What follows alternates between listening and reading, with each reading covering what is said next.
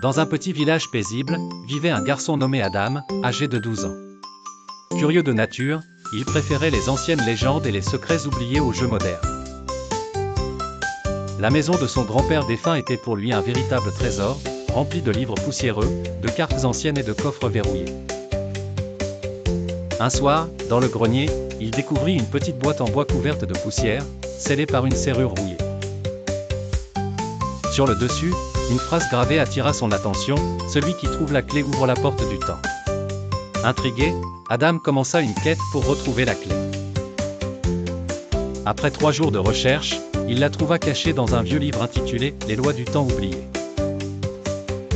Lorsqu'il inséra la clé dans la serrure, une lumière éblouissante l'enveloppa, et en un instant, il se retrouva transporté dans une ville suspendue dans le ciel, totalement figée, les oiseaux étaient immobiles dans les airs, les gens gelaient dans le temps, et les arbres ne bougeaient plus. Un vieil homme à la barbe argentée et à la cape étoilée apparut soudain, « Bienvenue, Adam.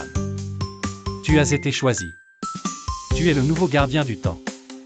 Notre ville s'est figée depuis la disparition de la clé. Pour la sauver, tu dois réussir 3 épreuves, la patience, le courage et la sagesse. » La première épreuve fut une salle où le temps passait très lentement.